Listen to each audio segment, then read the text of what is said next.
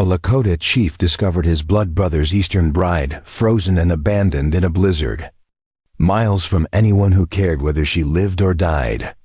And the choice he made that night would shatter every rule his people held sacred: Black Hills territory.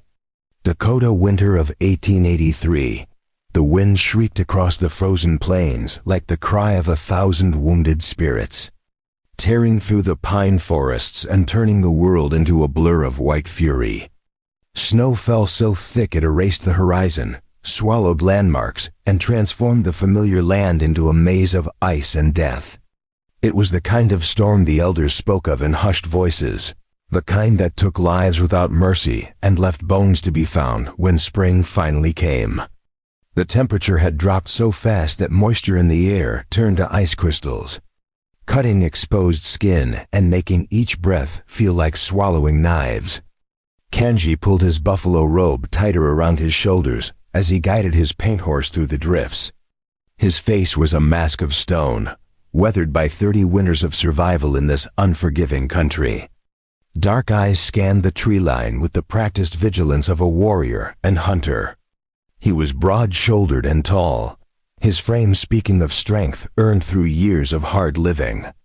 As chief of his band, he carried the weight of his people's survival on his back, a burden that grew heavier with each passing season as the old ways crumbled and the white man's world pressed closer. He had been returning from the trading post at Deadwood, a 2-day journey that had become necessary evil. The trip had yielded less than he hoped. Just flour and coffee and a few iron tools in exchange for the carefully tanned hides his people had worked on all autumn. It was never enough, never what they truly needed, but it was all the shrinking world offered them now. The great buffalo herds were gone, slaughtered by white hunters who took only the hides and left the meat to rot on the plains.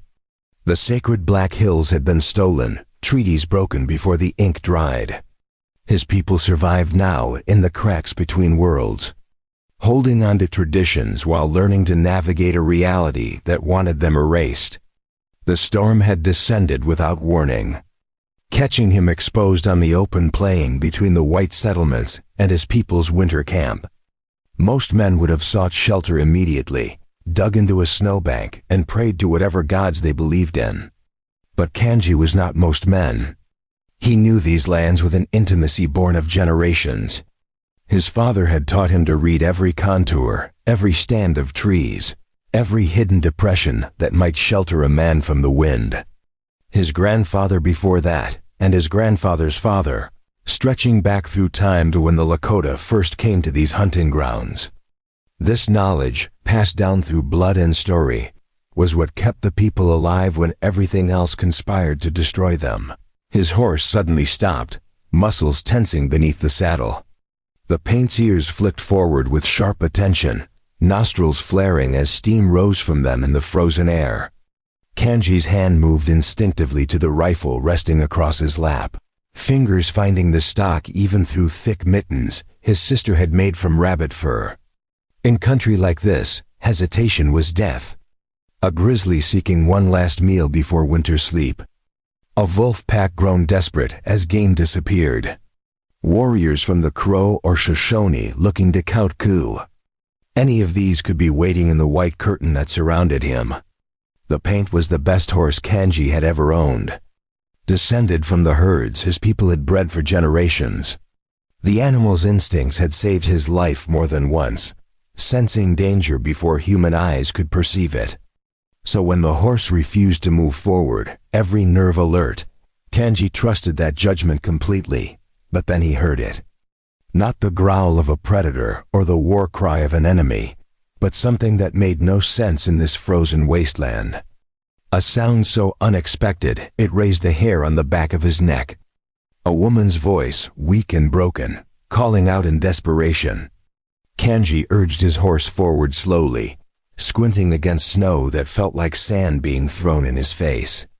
The wind shifted and the sound came again, clearer now. A woman crying for help, the words in English, thin and fragile against the storm's roar. It rose and fell with the gusts, sometimes distinct, sometimes vanishing entirely. He dismounted carefully, sinking knee-deep into powder, and moved toward the sound with the caution of a man who had survived by trusting nothing at face value. Every instinct screamed warning. No woman should be out here. No white woman especially, miles from any fort or settlement, alone in weather that could kill a grown man in hours. This could be a trap. He had heard stories of such things, soldiers using women as bait, drawing warriors into ambushes. But even as the thought formed, he dismissed it. No soldier would stage a trap in a blizzard like this. No one could have predicted this storm's fury. This was something else, something his mind struggled to process. Then he saw her, and his breath caught in his throat. She was collapsed against a lightning-struck pine, the dead tree's blackened trunk offering no shelter from the wind that whipped around it. Snow had drifted against her body, half burying her, nature already beginning the work of claiming another victim. Her dress marked her as eastern fine wool that might have been green or blue beneath the coating of ice, with small buttons running up the front and lace at the collar that was now torn and ragged. Dark hair, nearly black, clung to her face in frozen strands. Even from several feet away, Kanji could see the gray-blue tinge to her skin. The color that meant cold had penetrated deep. Shutting down the body's core, her lips were almost black with cold, and ice had formed on her eyelashes where tears had frozen. One pale hand was stretched out before her, as if reaching for something just beyond her grasp, the fingers curled and stiff. A small leather trunk lay on its side nearby, its contents spilling across the snow. He saw stockings and books, small glass bottles that might have held perfume or medicine. All the possessions of a life being swallowed by the storm. For several heartbeats, Kanji simply stared, his warrior's mind trying to make sense of the impossible. In 30 years of life on these plains, he had seen much death. Warriors frozen after battles, their bodies found when the snow melted. Children who wandered from camp and were claimed by winter's cold embrace. Elders who walked into storms deliberately, choosing death so the young would have more food. But never had he seen an Eastern woman alone in a Dakota blizzard, dressed for civilization instead of survival, abandoned miles from anywhere. It was as if she had simply appeared here by some cruel magic. Dropped into a world designed to kill her, he knelt in the snow beside her, his knee soaking through immediately as ice water penetrated his leggings. Pulling off one thick mitten with his teeth, he pressed 2 fingers against her throat, searching for the pulse point.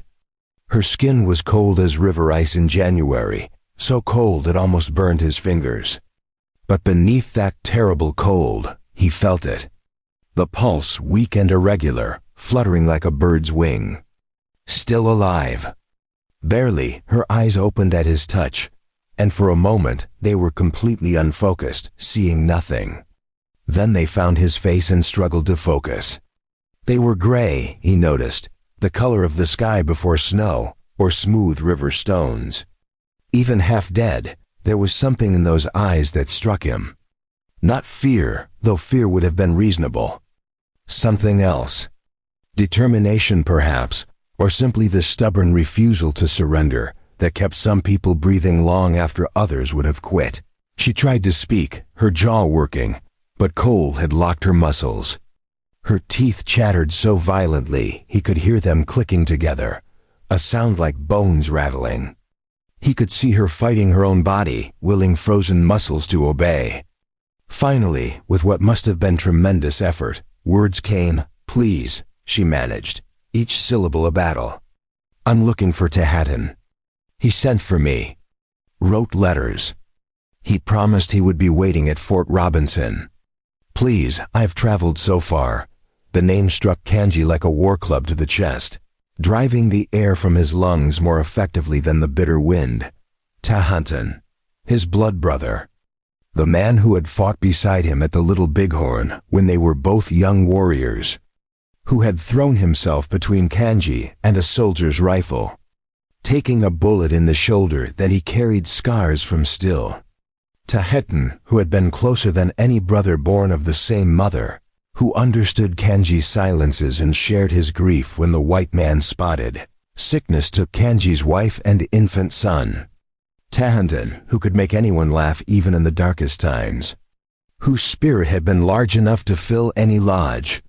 Tahatan, who had been dead for 3 weeks, killed in an instant when his horse stumbled during a hunt and threw him headfirst into the rocks beside Rapid Creek. Kanji himself had found the body. Still warm, but already gone, the back of the skull caved in from the impact. He had washed his brother's body with his own hands, singing the old songs their fathers had taught them. He had cut his own forearm with a knife, letting blood drip onto the burial scaffold as offering and oath. The scar still ached in cold weather. A permanent reminder of loss. Tahatan is dead, Kanji said. And his voice came out rougher than he intended, thick with emotion he thought he had buried 3 weeks ago. He watched the words hit her like physical blows. Her eyes went wide, the gray depths filling with a horror so raw and immediate it was painful to witness. It was the look of someone watching their entire future crumble to ash. Tears welled and spilled, freezing on her cheeks almost instantly, creating tracks of ice down her face. "No," she breathed, and the word held universes of loss. "No, that's not possible." He sent letters. So many letters. He told me about his life here, about the land, about building a future together. He couldn't be dead. "I've come all this way. I gave up everything." Her voice broke completely, fragmenting like ice under too much weight. Her body sagged forward, and Kanji caught her reflexively, his arms coming around her to keep her from collapsing face first into the snow. She felt like nothing in his arms, all bones and frozen cloth, lighter than she should be. How long had she been traveling? How long since she had eaten properly? Understanding crashed over him with terrible clarity. Tahatan had sent for a bride. An Eastern woman, brought across half a continent on promises written in ink and hope. He had told no one, keeping his plans private in the way that was so characteristic of him. Tahatan had been proud, the kind of man who announced things only after they were accomplished facts.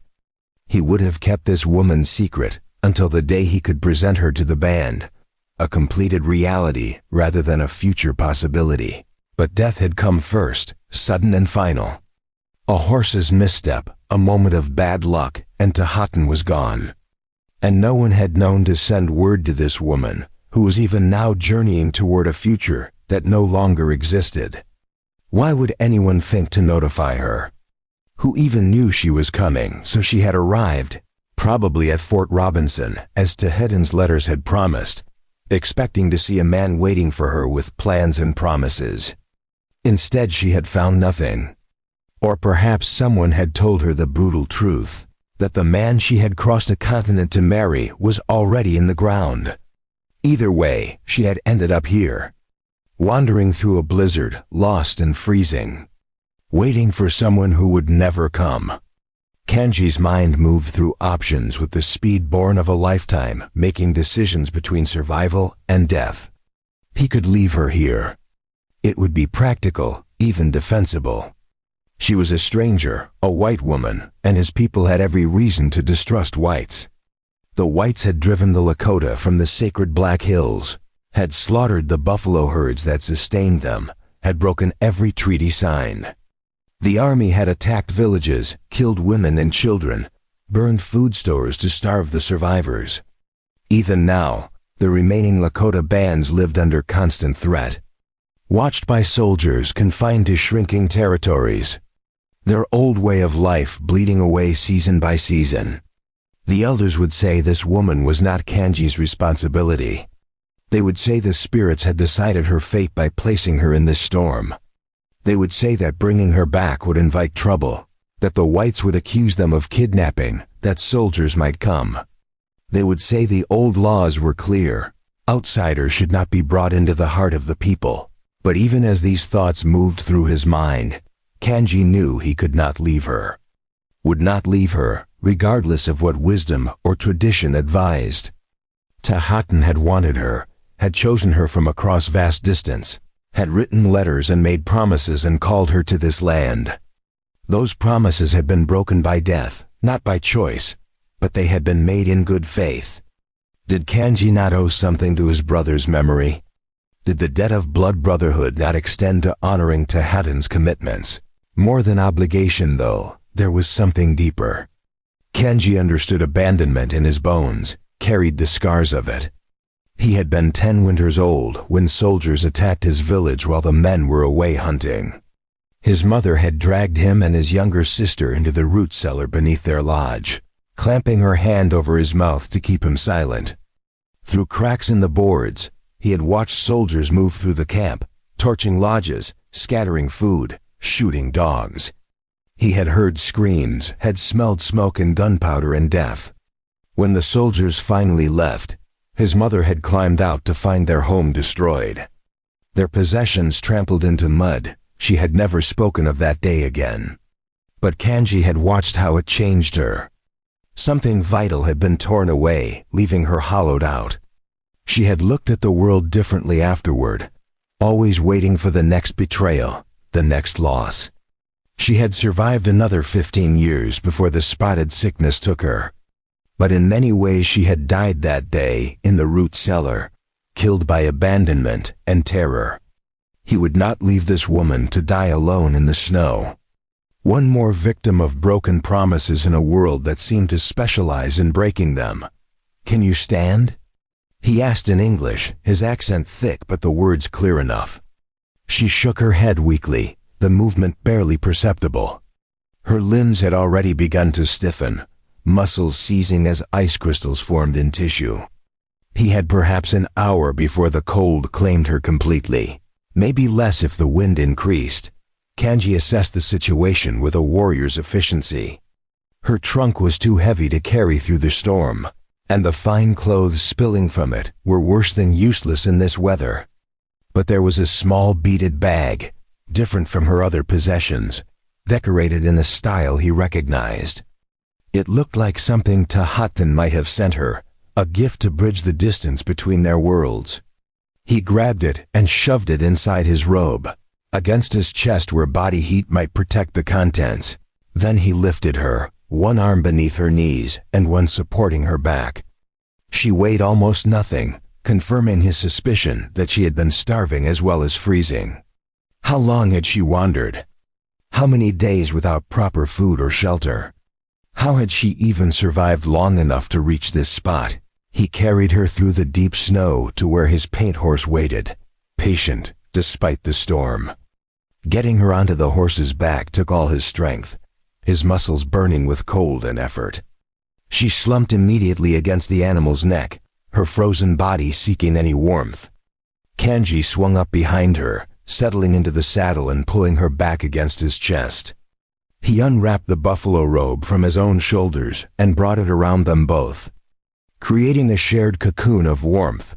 The cold hit him instantly through his buckskin shirt, the wind finding every gap and seam.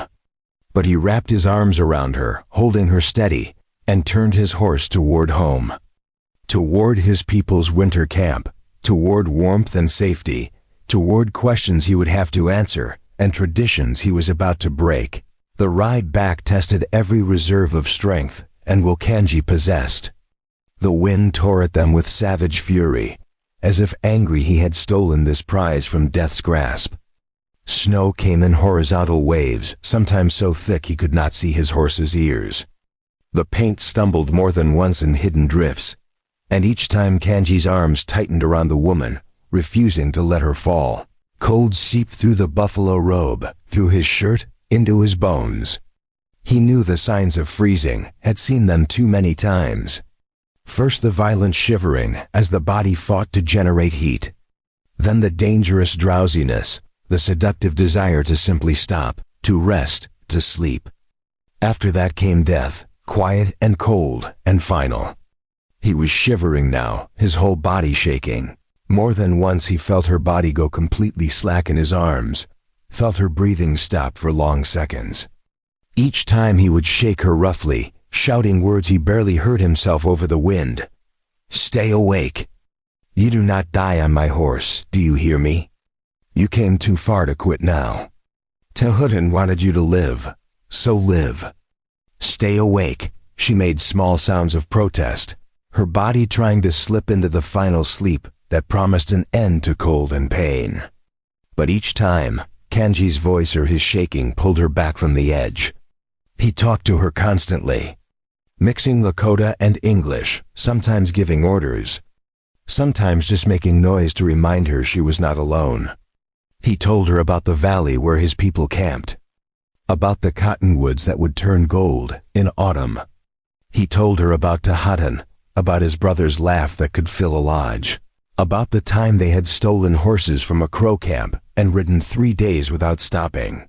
He did not know if she heard any of it, but he kept talking, his voice growing hoarse, words sometimes slurring as his own body fought the cold. When the lodges finally appeared through the snow, gray shapes emerging from white like spirits taking form, relief hit Kanji so hard his vision blurred. Smoke rose from the smoke holes, the most beautiful sight he had ever seen. Each lodge was a bubble of life and warmth in the frozen world, and he was bringing her to that safety, pulling her back from death through sheer stubborn will. He guided his horse directly to his own lodge, the largest in the camp, marked by painted images that told the story of his warrior deeds. He dismounted clumsily, his legs nearly buckling as frozen muscles tried to support his weight. He pulled Henrietta down after him, cradling her against his chest. She was barely breathing now, each breath shallow and irregular. He shouldered open the entrance flap and carried her into blessed warmth. The fire in the center pit burned steady, carefully tended, and heat hit him like a physical force. His sister Winona looked up from her beadwork, and her eyes went wide with shock. "Brother, what have you brought into our home?" she asked in Lakota, rising quickly. "A woman who was sent for by Tehutin," Kanji said, moving to lay Henrietta on the pile of furs near the fire. "She is nearly frozen. I need warm water, blankets, everything." Quickly, Winona stared as if he had lost his mind. "A white woman? Here?" "Kanji, the council will say you have violated sacred law. There are traditions. The council answers to me," Kanji interrupted, his voice carrying the authority he rarely used with his sister. "She is under my protection now. Help me save her, or Tehutin's spirit will never find peace." The mention of Tehutin's name softened Winona's expression immediately. She had mourned him too, had wept at his burial. Without further argument, she brought water warming by the fire and pulled out the softest deerskin blankets. Together, they worked to remove Henrietta's frozen clothing. A difficult task as the fabric had frozen to her skin in places.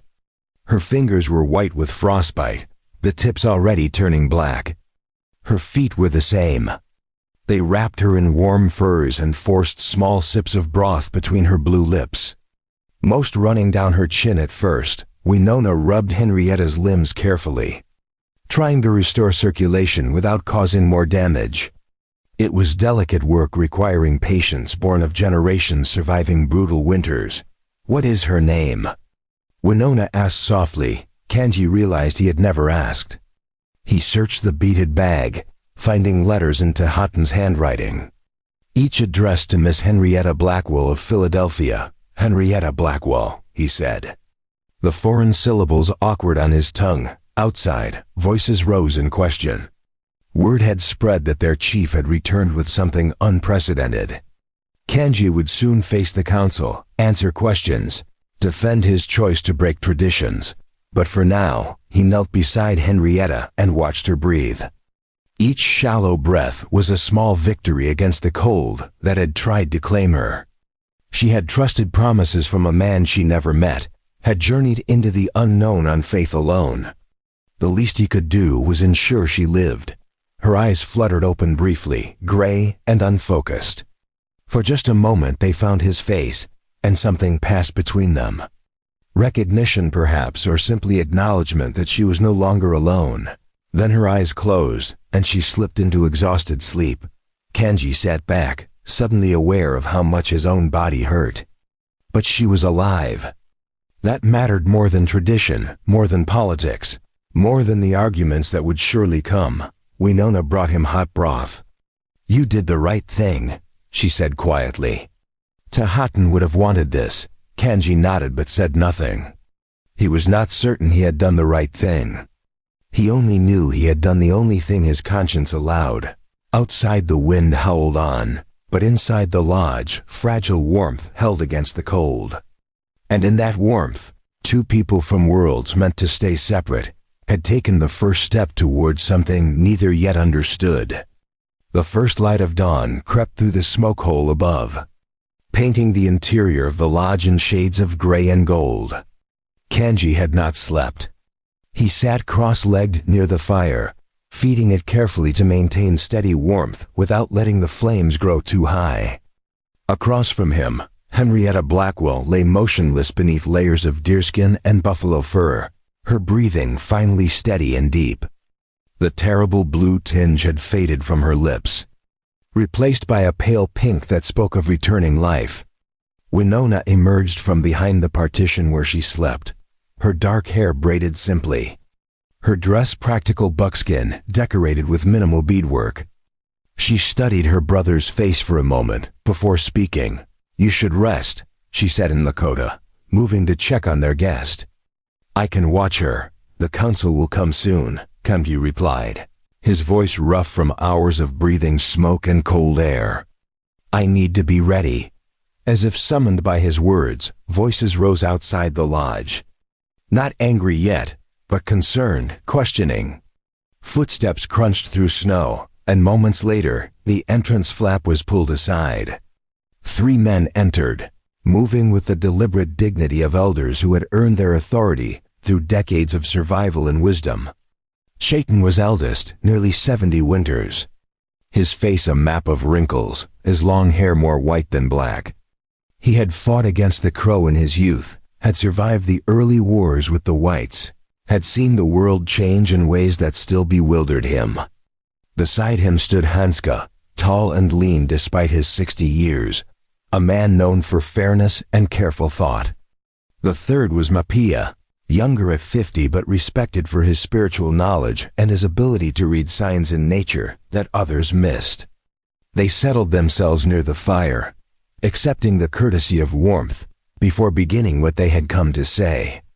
Winona brought them cups of hot tea made from mint and sage, then retreated to give them privacy while staying close enough to hear. Custom dictated she should leave entirely, but these were unusual circumstances, and no one challenged her presence. Chetan spoke first, his voice carrying the weight of age and authority. "We have heard troubling news, Kanji. They say you brought a white woman into the heart of our camp. They say she sleeps in your lodge under your protection. Is this true?" "It is true," Kanji replied calmly, meeting the elder's eyes without flinching. "I found her dying in the blizzard. She had come seeking Tahatan, who sent for her before his death. Would you have had me leave her to freeze?" "That might have been kinder," Mapia said quietly, his tone not cruel but pragmatic. "She is alone now in a world that is not hers. What life can she have here? What future awaits a white woman among the Lakota?" "The same future any woman might have," Kanji said. "A chance to live, to choose her own path. Tahatan made promises to her. His death does not erase those promises." Hanska leaned forward, his expression troubled. "We understand your loyalty to Tahatan's memory. He was your brother in all ways that matter. But bringing her here creates dangers you may not have considered. The soldiers at Fort Robinson will ask questions when a white woman goes missing. They will come looking. They will assume we took her, and they will use it as excuse to punish us all." The fear in those words was not paranoia but hard-earned wisdom. All 3 elders had lived through decades of broken treaties and military reprisals. They had seen villages burned for lesser offenses, had watched families torn apart when the army decided the Lakota had violated some agreement they had never truly consented to. The threat of soldiers was not abstract. It was a knife held constantly at their throats. She was already lost when I found her, Kanji said. Already assumed dead by anyone who knew she was coming west. If the soldiers come asking, I will tell them the truth. I saved her life. That is not a crime, even in their law. Their law is whatever serves their purpose in the moment, Chayton said bitterly. You know this. Kanji, you fought at the greasy grass. You saw what happened to those who believed treaties would protect them. The reference to the little bighorn hung in the air. That great victory had been followed by relentless pursuit, by villages scattered, by the slow grinding down of resistance until most bands had been forced onto reservations. The freedom they still possessed was fragile, dependent on staying invisible, on not providing excuses for intervention. I know what I risk, Kanji said, his voice harder now. But I also know what we become if we leave people to die simply because helping them might be dangerous. Tehattan would not have hesitated.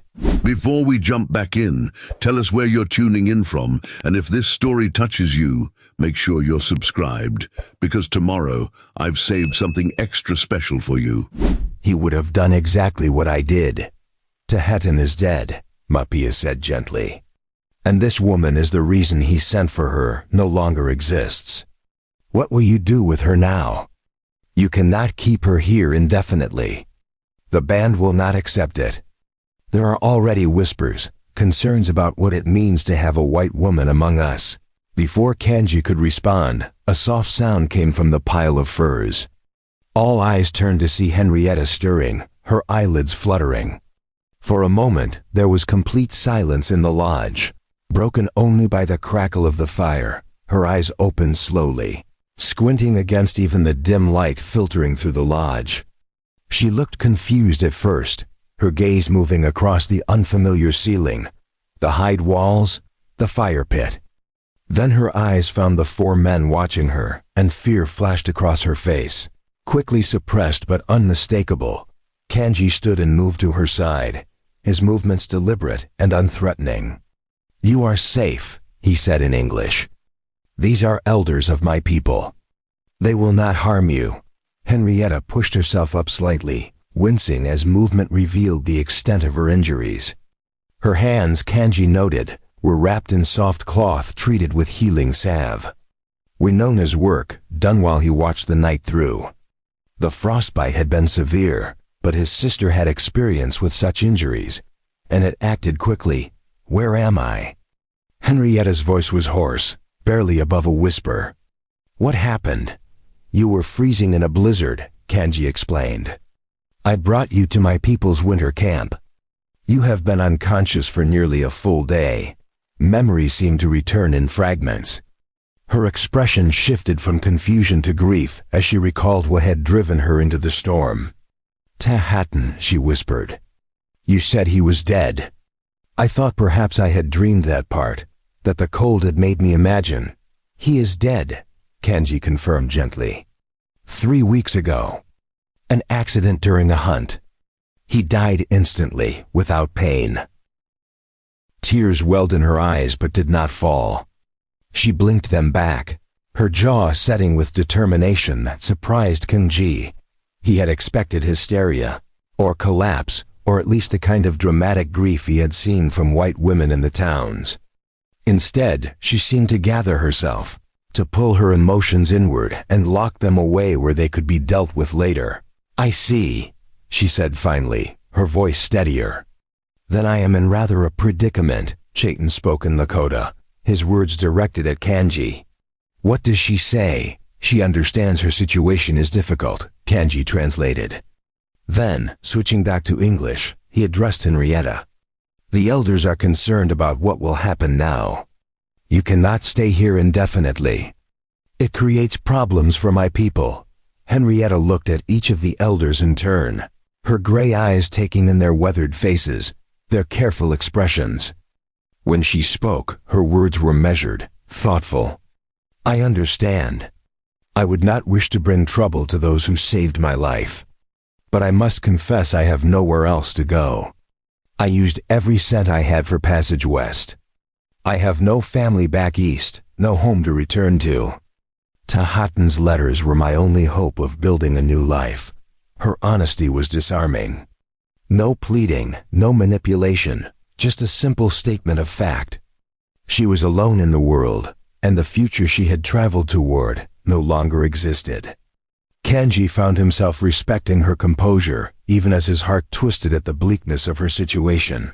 "There is a mission," Hanska suggested, speaking slowly so Kanji could translate. 2 days' ride south.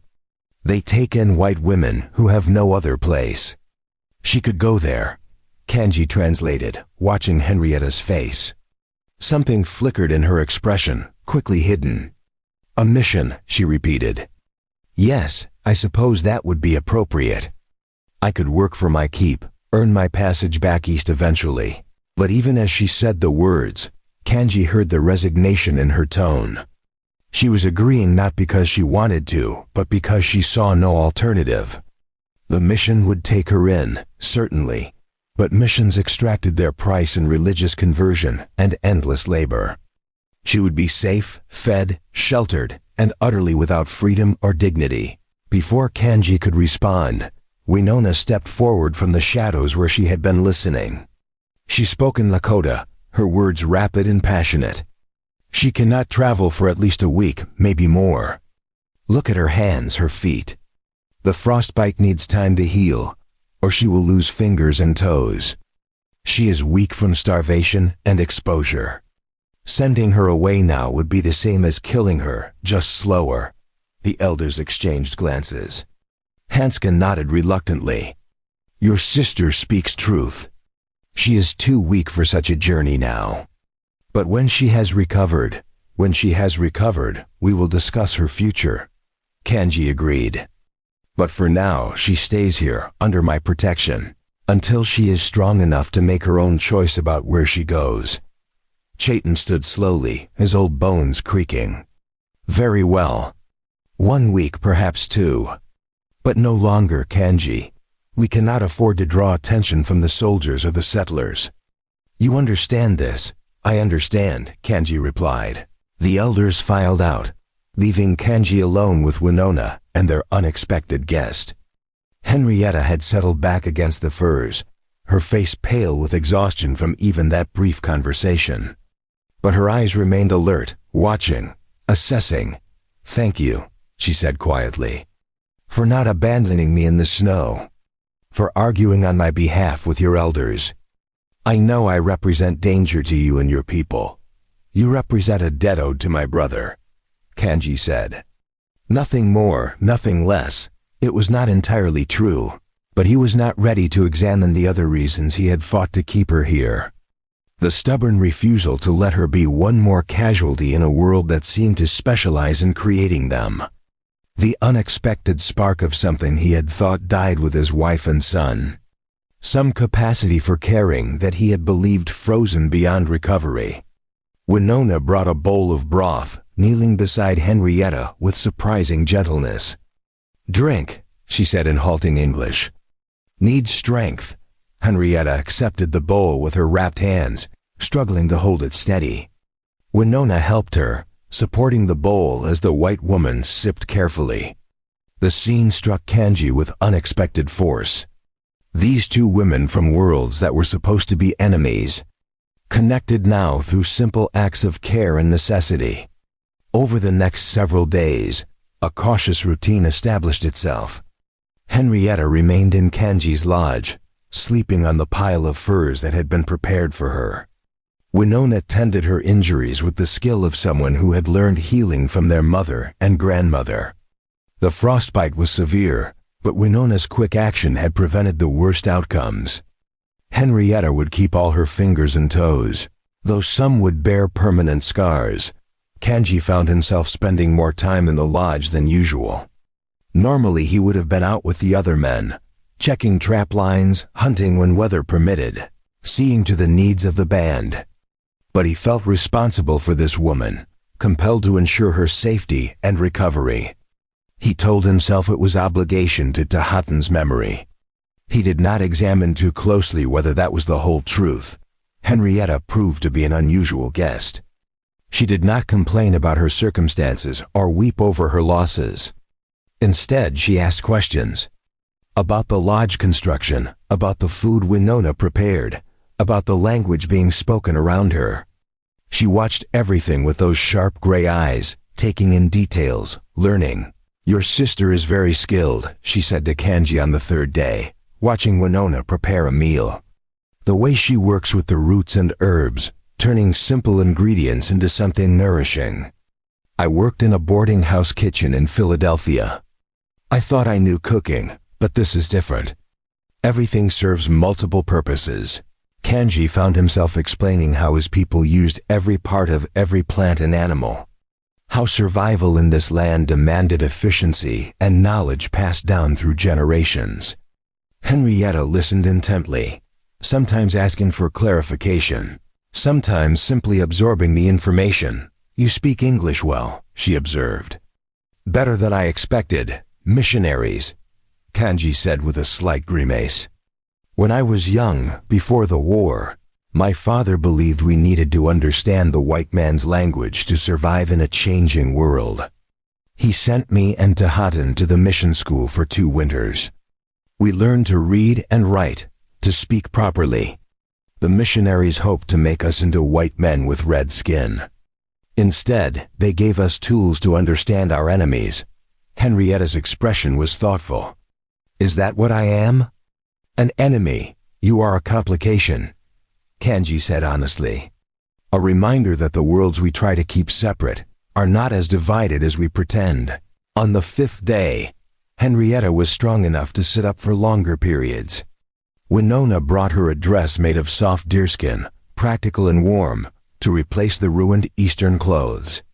Henrietta kept it knit with genuine gratitude. "I cannot wear this," she said, looking at the fine beadwork decorating the collar and sleeves. "It is too beautiful, too valuable. Your other dress is ruined," Winona said in her limited English. "Cannot wear nothing. Take." Henrietta ran her fingers over the beadwork, tears suddenly threatening. "You have both been so kind. I do not understand why, when my people have brought you nothing but suffering." "You did not bring suffering," Winona said firmly. "You brought yourself, nearly dead, to our door. That is different." That night, as the fire burned low and Winona slept behind the partition, Henrietta spoke quietly to Kanji. "Tell me about Tahatan. Please. I need to know something about the man whose letters convinced me to travel halfway across the continent." So Kanji told her. About the boy who had been his closest companion from childhood. About the warrior who fought with courage and laughed in the face of danger. About the man who had held Kanji when his wife and son died, who had sat with him through long nights of grief and never once suggested he should be stronger or grieve less. About the friend who had been planning to build a life with her, who had spoken to Kanji only once about his hope that a wife might help him heal from old wounds and build something new. "He never told me he was sending for you," Kanji admitted. "That was his way, to keep his plans private until they were accomplished. But he chose you carefully. His letters were not casual. He meant to honor his commitment." Henrietta was quiet for a long time. When she finally spoke, her voice was thick with unshed tears. "I wish I could have known him. The man in the letters seemed kind, honest. Different from the men I knew back east who saw women as property or ornament. He wrote about building a partnership, about valuing strength and capability. It sounded like a dream worth pursuing. It was a good dream," Kanji said softly. "I am sorry it ended before it could begin." They sat in companionable silence then, 2 people bound by grief for a man one had loved as a brother and the other had hoped to love as a husband. Outside, the wind had finally died, leaving the night clear and cold and full of stars. Inside the lodge, the fire crackled softly, and for the first time since the blizzard, something like peace settled over them both. But Kanji knew this peace was temporary. The week the elders had granted was passing quickly. Soon he would have to make a decision about Henrietta's future, and that decision would have consequences that rippled far beyond this single lodge. Had saved her life, but he had not yet figured out how to save her future. As if reading his thoughts, Henrietta spoke into the darkness. I will not be a burden forever. Whatever happens, wherever I go, I will find a way to stand on my own feet again. I have done it before. I know you will, Kanji said, and discovered he believed it. This woman had crossed a continent alone on nothing but hope and determination. She had survived a blizzard that should have killed her. She would survive whatever came next. The question was what role, if any, he would play in that survival. 8 days after the blizzard, Henrietta took her first steps outside the lodge. The morning sun reflected off endless white, so bright it hurt to look at directly. She stood in the entrance, wrapped in a thick buffalo robe Winona had lent her, and stared at the winter camp spread before her with undisguised wonder. 20 lodges formed a rough circle in the sheltered valley, smoke rising from each in lazy spirals against the clear blue sky.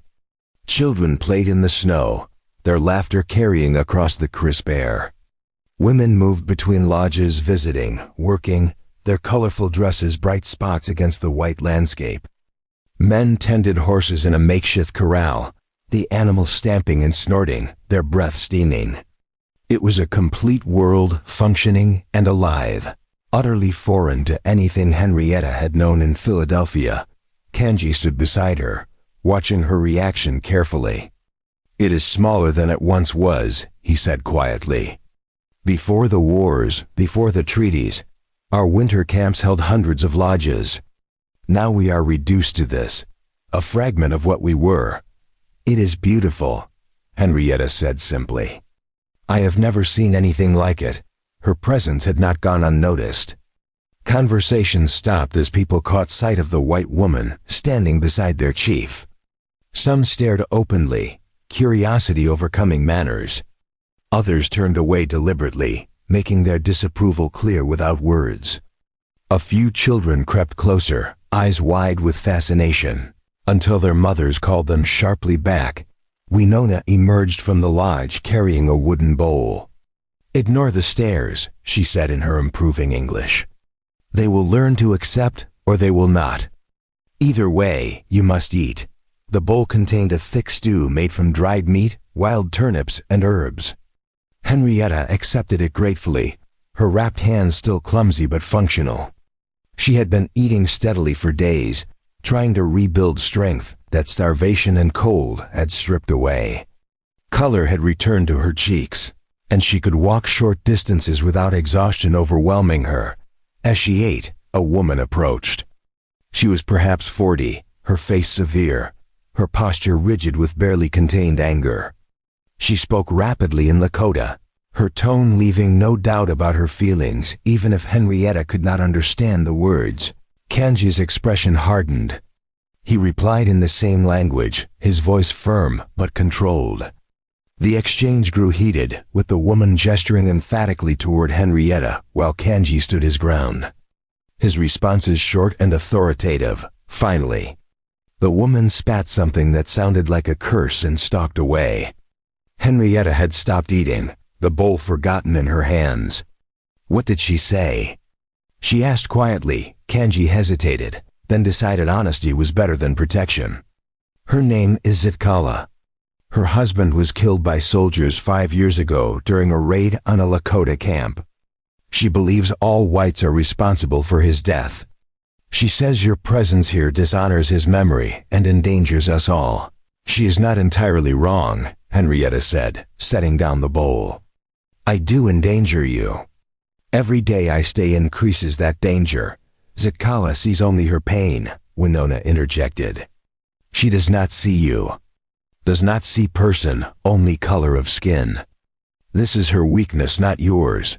But the encounter had shaken something loose in Henrietta. That afternoon, she sought out Kanji where he was repairing snowshoes outside his lodge. I need to do something, she said without preamble.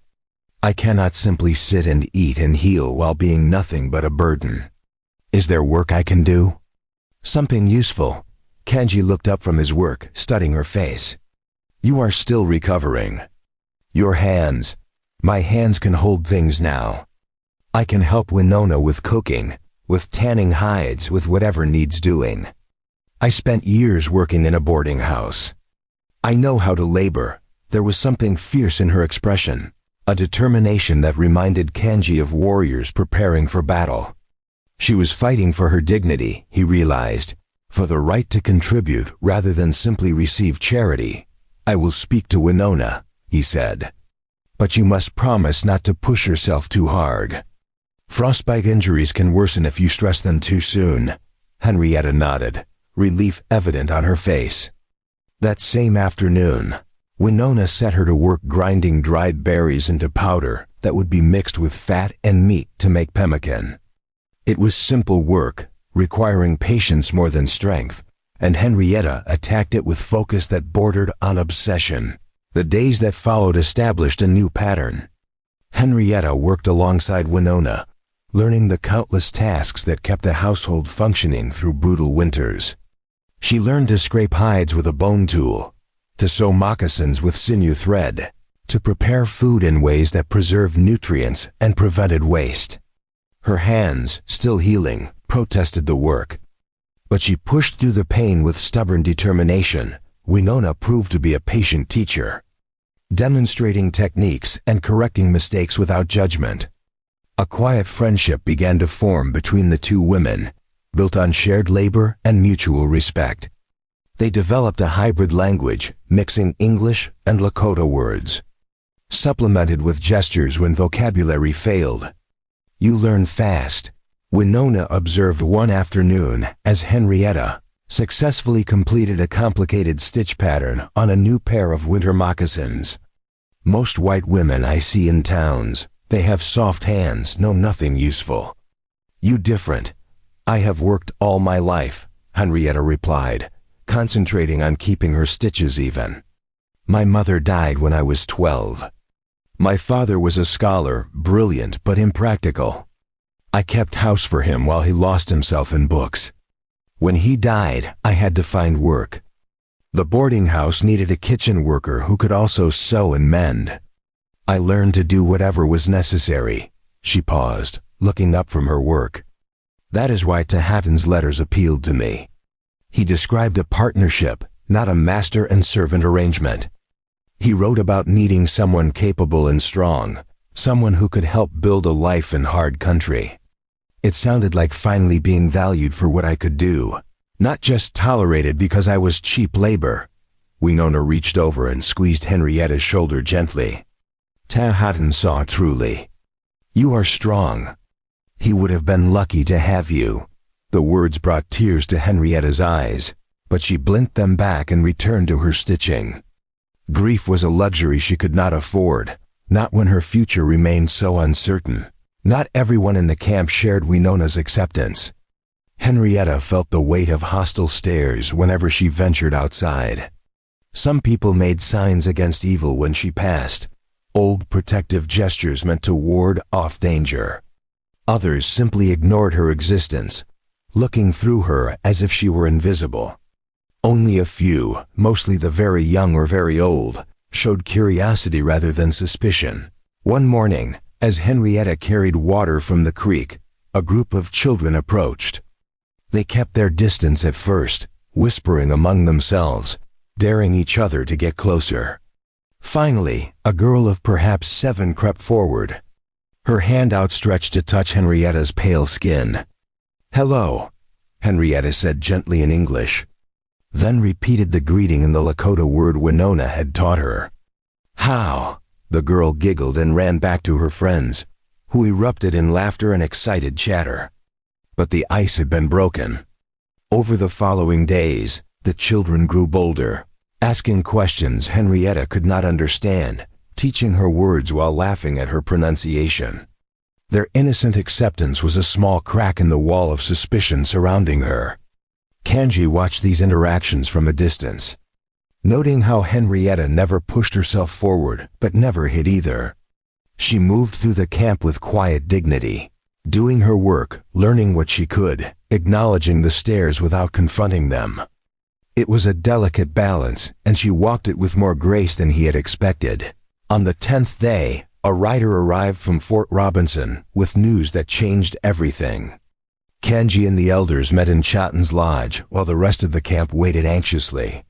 Henrietta remained in Kanji's lodge with Winona, both women pretending to work while actually listening for any sound that might indicate what was being discussed. When Kanji finally returned, his face was grave. He sat by the fire, accepting the tea Winona offered, but not drinking it. Henrietta set aside her sewing and waited, her heart pounding. "The army has been asking questions," Kanji said finally. "A woman matching your description was expected at Fort Robinson 2 weeks ago. She never arrived. They have been searching, assuming you died in the blizzard. They found your trunk and some of your belongings scattered in the snow. They believe you are dead." Henrietta absorbed this information slowly. "So I am officially deceased," she said, her voice hollow. "That simplifies things, I suppose. It complicates them," Kanji corrected. "If you appear now, questions will be asked about where you have been, who helped you. The army will assume we kidnapped you, held you against your will. They will use it as justification to punish the entire band." "Then I will tell them the truth," Henrietta said firmly. "That you saved my life, that I have been recovering from injuries, that no one has mistreated me." Kanji shook his head. "They will not believe you. Or they will pretend not to believe you because the lie serves their purposes better than the truth. Either way, my people will suffer." The implications hung heavy in the air. As long as Henrietta was presumed dead, she could stay hidden here. But the moment her survival became known, she would have to leave. And her departure would need to be managed carefully to avoid bringing military reprisal. There was another option, Hanska had suggested during the council meeting, and Kanji had rejected it immediately. But now, sitting in his lodge with Henrietta's gray eyes watching him expectantly, he found himself reconsidering. "Some of the elders believe you should go to the Crow," he said slowly. "They are traditional enemies, but there is a Crow band 2 weeks' ride north that sometimes trades with whites. They could help you reach a town where you could restart your life, somewhere far enough away that no one would connect you to this camp." "Abandon me to strangers," Henrietta said flatly. "Again, give you a chance at a future," Kanji corrected. "The Crow chief owes me a debt. He would see you safely delivered." Henrietta stood abruptly, her wrapped hands clenched into fists. "I am tired of being delivered places like a package. Tahatan delivered me west to a life that did not exist. You delivered me here to a camp that does not want me.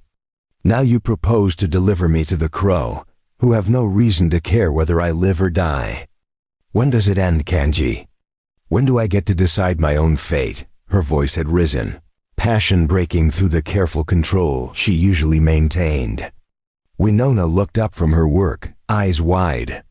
Kanji stood as well, facing Henrietta across the fire. "What would you decide?" he asked quietly. "If the choice were truly yours, without considerations of safety or politics or what others think, what would you choose?" Henrietta opened her mouth, then closed it again. She had not expected the question turned back on her so directly. What did she want? The life she had planned with Tahatan was gone. The life she had left in Philadelphia was equally unreachable. The mission would take her in, but that meant surrendering autonomy for security. Trading one form of servitude for another. "I do not know," she admitted finally, her anger deflating into something like despair. "I only know I am tired of running, tired of being afraid, tired of depending on others to solve problems I cannot solve myself." Kanji moved around the fire to stand before her. He reached out slowly, giving her time to pull away, and placed his hands on her shoulders. "Then stay," he said. "Not as a burden or a complication or a political problem. Stay and build something here.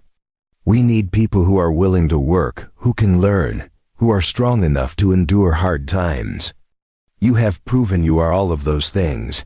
Your people do not want me here," Henrietta said, but her voice wavered with hope she was trying to suppress. Some do not, Kanji agreed. Others are beginning to see past your skin to the person beneath. Time will bring more to that understanding. And my word as chief still carries weight. If I say you are under my protection, that you have earned your place here, they will accept it. At what cost to you?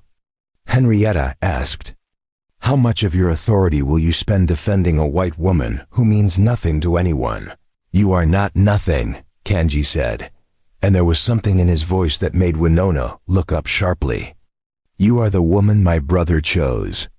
You are the person who has worked beside my sister without complaint. You are someone who could have demanded special treatment, but instead asked for work.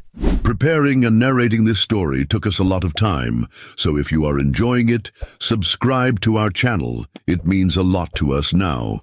Back to the story. That means something. Henrietta looked into his eyes, searching for deception or pity. She found neither. What she saw instead was something that made her heart race in a way that had nothing to do with fear or illness. I want to stay, she whispered. God help me. I want to stay and see what might be possible here. Winona made a small sound of satisfaction and returned to her beating with a slight smile. Kanji's hands remained on Henrietta's shoulders for a moment longer before he stepped back. The proper distance restored, then we will find a way to make it work, he said. The council will not be pleased, but they will accept my decision. That night, as the three of them ate together in companionable silence, Henrietta felt something shift inside her chest. For the first time since learning of Tehatan's death, she felt the possibility of a future opening before her. It was not the future she had planned, not the safe conventional life she had imagined. But it was real, and it was hers to shape outside. The wind whispered through the lodges, carrying the sounds of the camp settling in for the night. Somewhere a baby cried and was soothed. A man sang a night song to the spirits. Dogs barked at shadows. It was a world she was only beginning to understand, but it was a world that might have room for her if she was brave enough to claim that space. 3 days later, Kanji called another council meeting. This time, Henrietta was invited to attend. She entered Chaitan's lodge with her head high, wearing the deerskin dress Winona had given her, her hair braided in the simple style Winona had shown her. The elders watched her with expressions ranging from curiosity to outright hostility. Through Kanji's translation, Henrietta spoke to them directly for the first time. She told them about her life in Philadelphia, about the letters from Tehatan, about the choice she had made to travel west seeking a different future. She acknowledged the danger her presence created, and the debt she owed Kanji for saving her life. She spoke about the work she had done alongside Winona, about her desire to contribute rather than simply consume resources.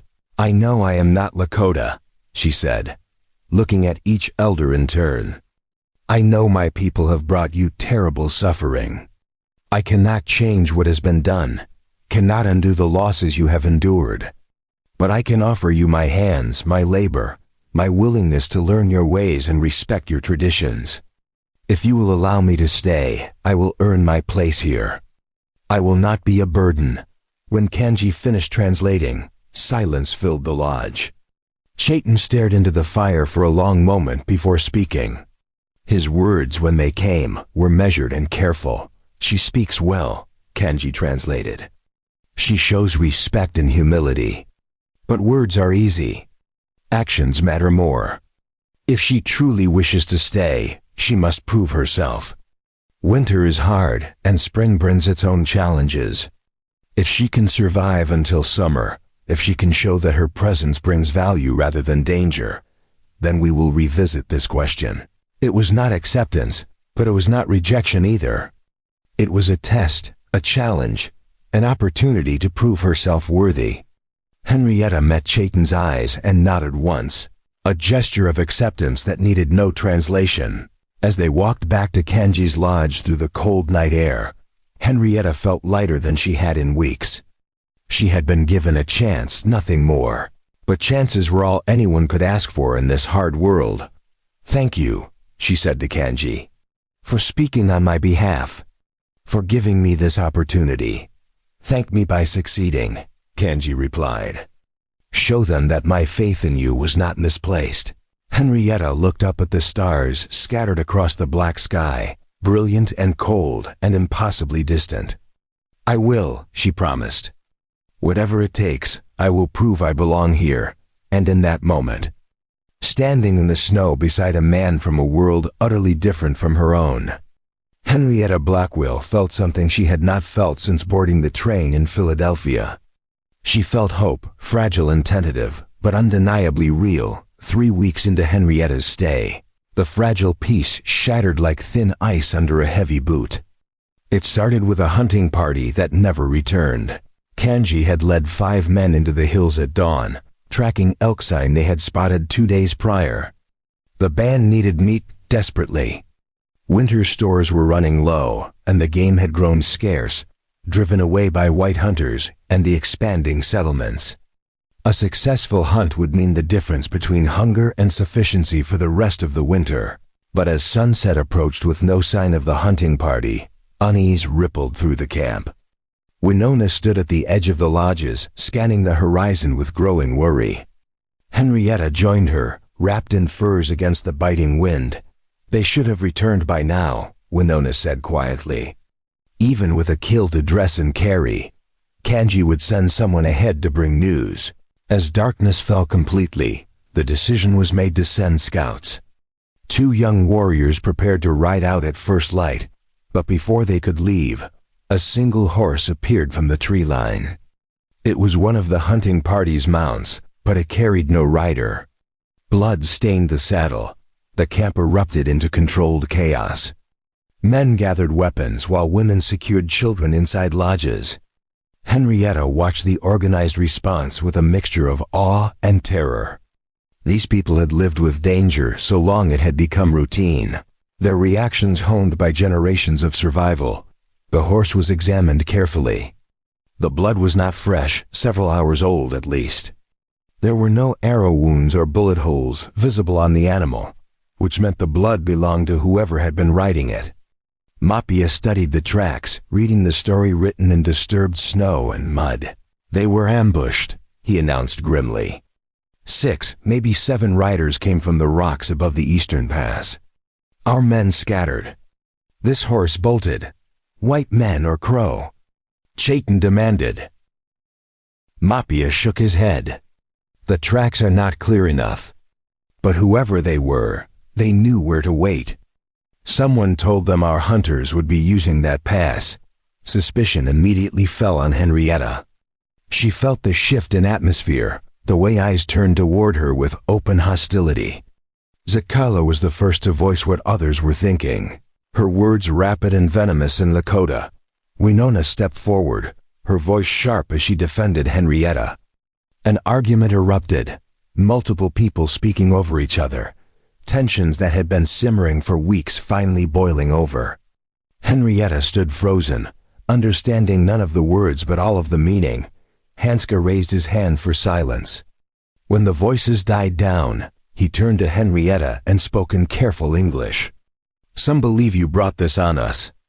That you sent word somehow to the soldiers or settlers. That you arranged this attack.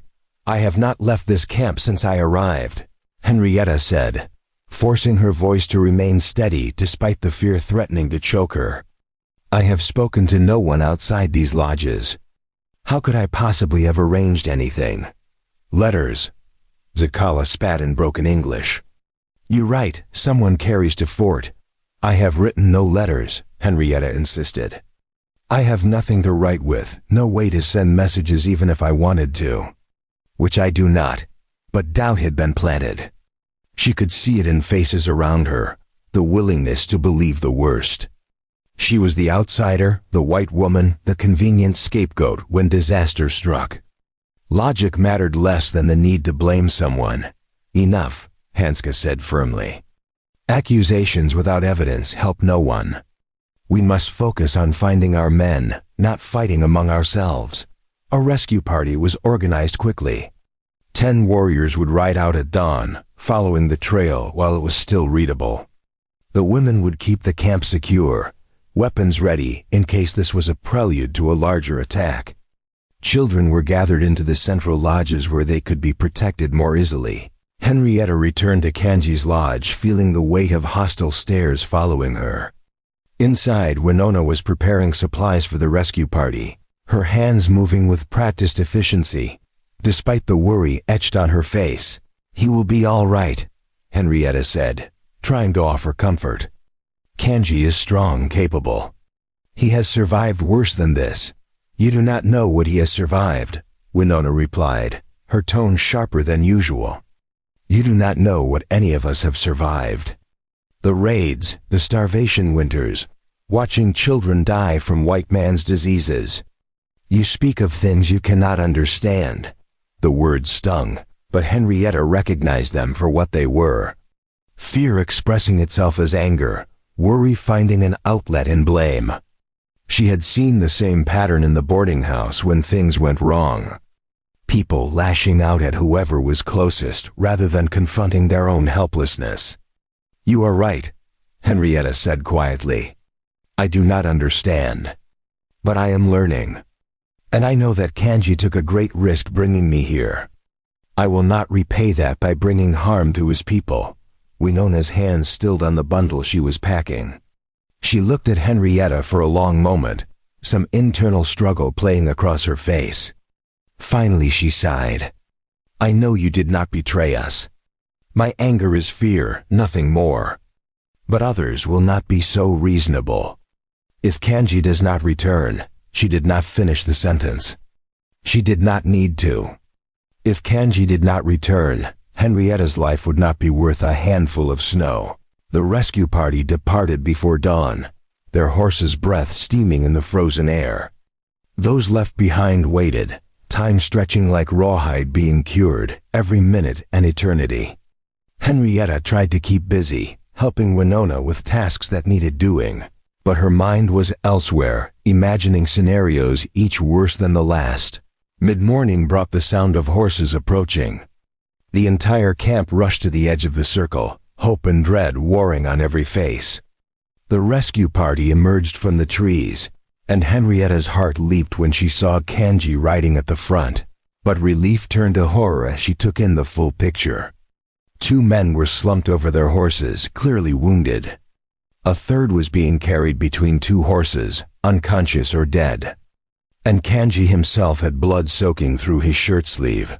Though he sat upright and alert, the camp erupted into organized chaos again, this time focused on helping the wounded. The medicine woman, an ancient crone named Wakanda, emerged from her lodge and immediately began directing people. The wounded were carried to the largest lodge, where she could work on them properly. Kanji dismounted stiffly, favoring his injured arm.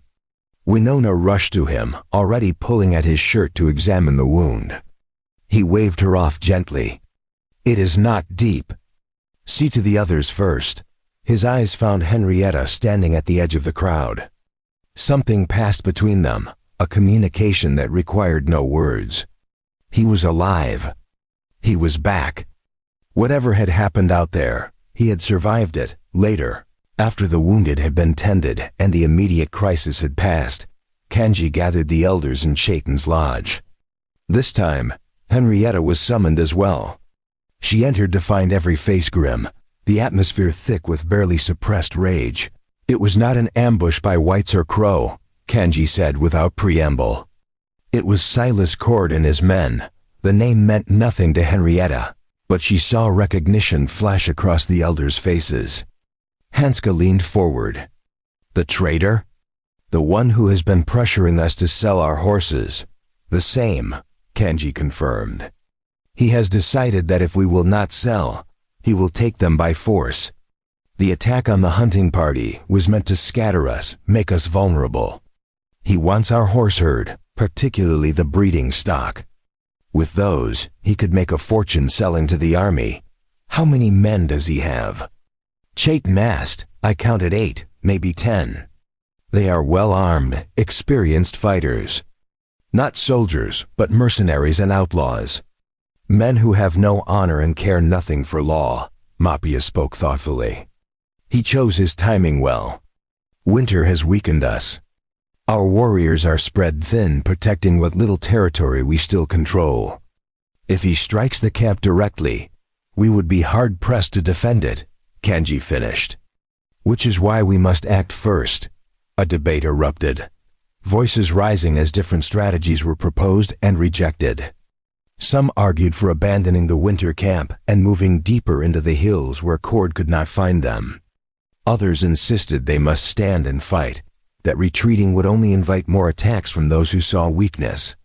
The argument went in circles, fear and pride battling for supremacy. Henrietta listened carefully, piecing together understanding from context and the bits of English mixed into the Lakota.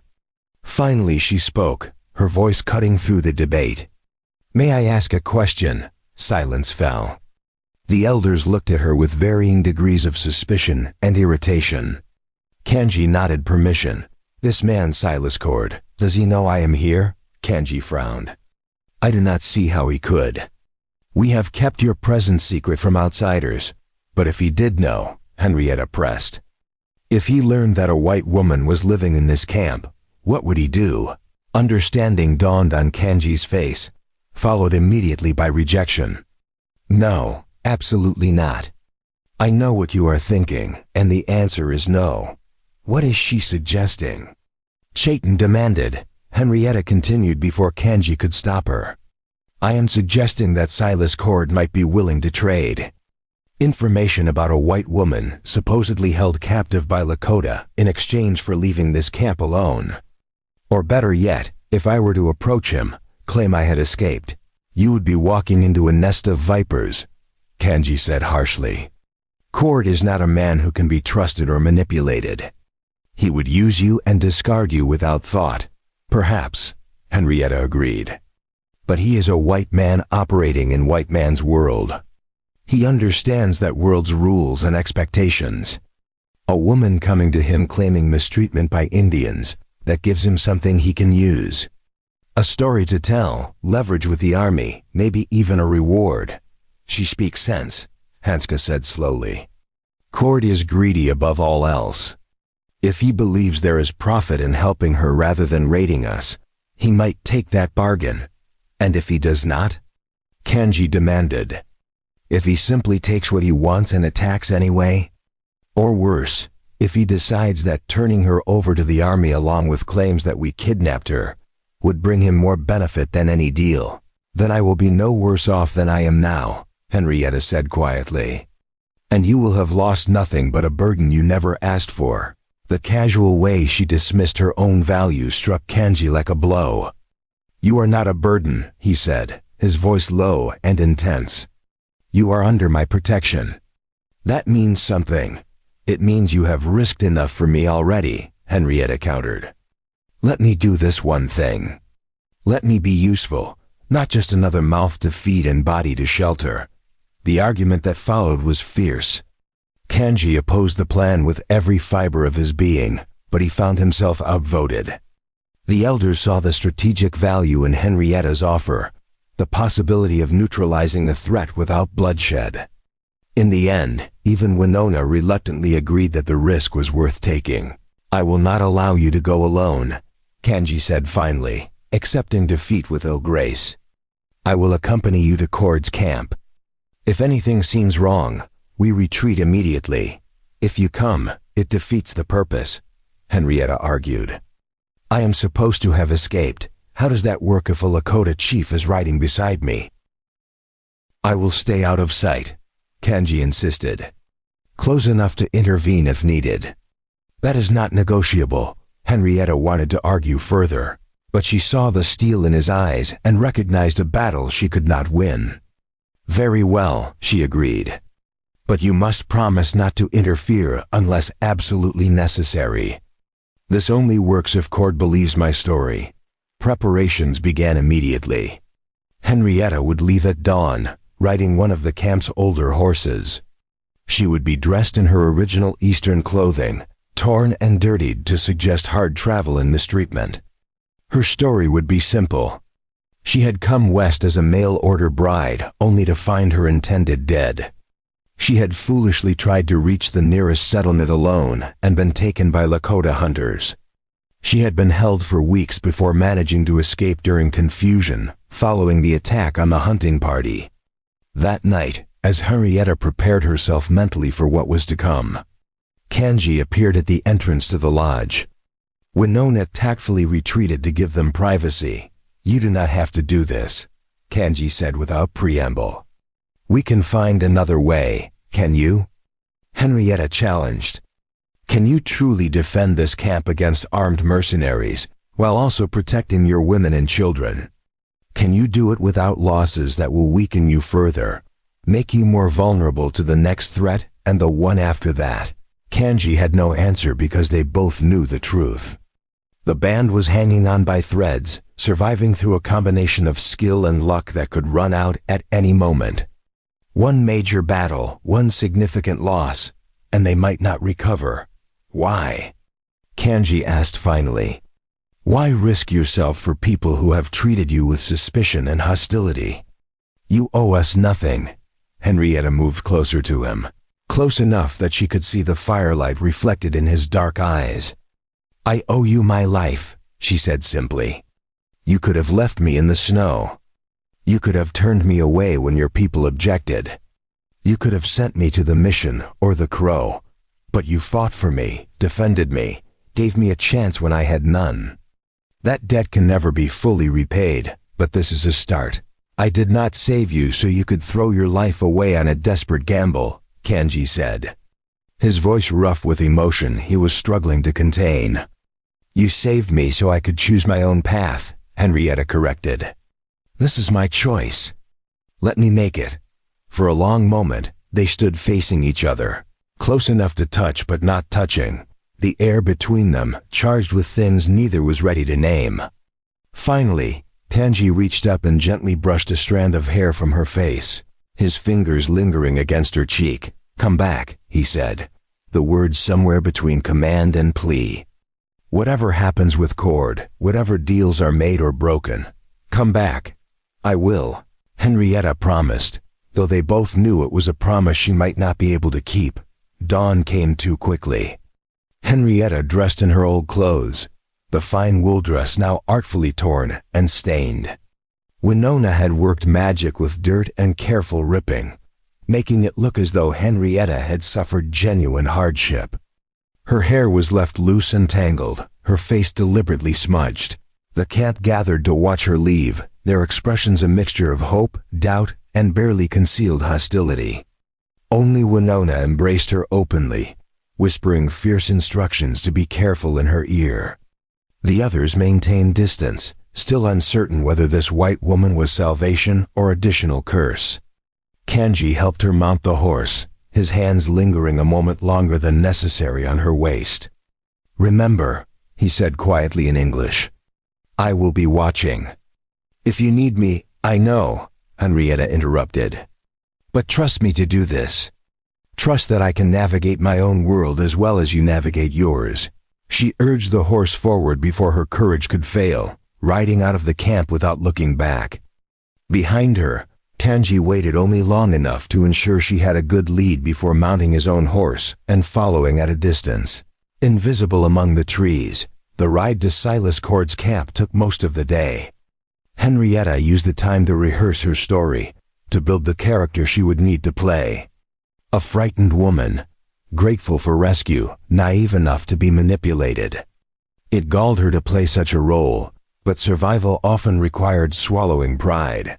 As the sun began its descent, she spotted smoke rising ahead. Cord's camp, just where Kanji had said it would be. She took a deep breath, straightened her shoulders despite the character she was about to portray, and rode toward whatever fate awaited. 3 men intercepted her before she reached the camp proper, rifles raised, eyes suspicious. She let herself sway in the saddle, playing up exhaustion that was not entirely feigned. "Please," she said, her voice deliberately weak. "I need help. I escaped from the Indians who took me. Please, I need to speak with whoever is in charge." The men exchanged glances. One rode ahead while the others kept their weapons trained on her. Minutes later, he returned with a tall man whose expensive clothes marked him as the leader. Silas Cord studied her with eyes that missed nothing, calculating and cold. "Well now," he said, a slow smile spreading across his face. "This is an interesting development. Why don't you come down from that horse and tell me all about your terrible ordeal?" Henrietta dismounted, letting herself stumble slightly. As Cord reached out to steady her, she met his eyes and began to spin her carefully constructed web of lies. Each word a gamble with stakes higher than she had ever played for before. Silas Cord's camp was exactly what Henrietta expected from a man who made his living on the edge of civilization. 6 rough canvas tents surrounded a central fire pit, where men lounged with the lazy confidence of those who believed might made right. Horses were corralled nearby, a mix of Indian ponies and American stock that told the story of Cord's business better than any ledger. Everything here had been taken from someone else.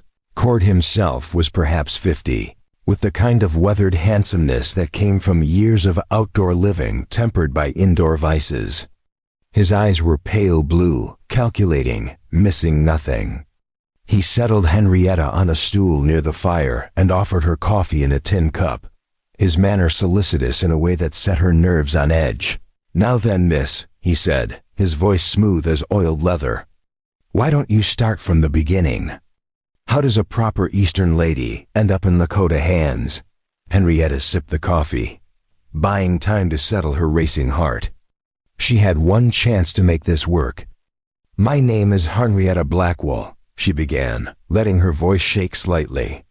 "I came west to marry a man named George Tahatan. He was half Lakota, worked as a scout for the army. But when I arrived at Fort Robinson, they told me he had died in an accident." She watched Cord's face carefully as she spoke. Interest flickered in his eyes at the mention of Tahatan, recognition perhaps. "I tried to reach his homestead anyway," she continued. "Foolish, I know, but I had nowhere else to go. The blizzard caught me. I thought I would die. Then hunters from the Lakota band found me. Found you or took you?" Cord asked, his tone deceptively gentle. "Both, I suppose," Henrietta said, letting bitterness creep into her voice. "Their chief, Kanji, he brought me to their camp. Sighed it was to honor Tahatan's memory. But they kept me there, watched me constantly. I was a prisoner dressed up as a guest. The lies came easier than she expected, perhaps because they were threaded with enough truth to feel substantial." Cord leaned back, studying her with those cold eyes. "And how did you manage to escape from a Lakota chief who was watching you so carefully?" "There was an attack," Henrietta said, allowing confusion to cloud her features. "Men on horses shooting. Everyone was running, shouting. In the chaos, I grabbed a horse and fled. I rode for hours, not knowing where I was going. Then I saw your smoke." Cord smiled, but it did not reach his eyes. "That attack you mentioned. My men were involved in a little disagreement with some Lakota hunters.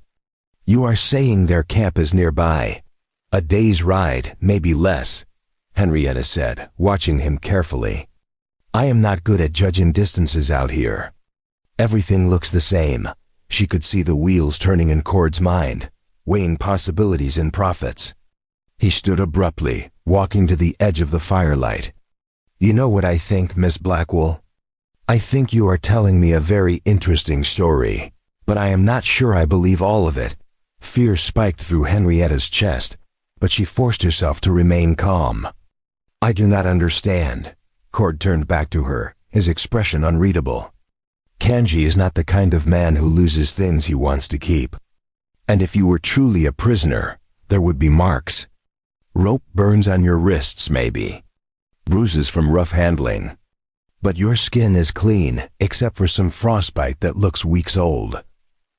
Henrietta had not considered this. Panic threatened to overwhelm her careful planning, but she pushed it down. "He was not cruel," she said quietly. "He kept me confined but did not mistreat me. I think he genuinely believed he was honoring his friend's wishes. That does not change the fact that I was not free to leave.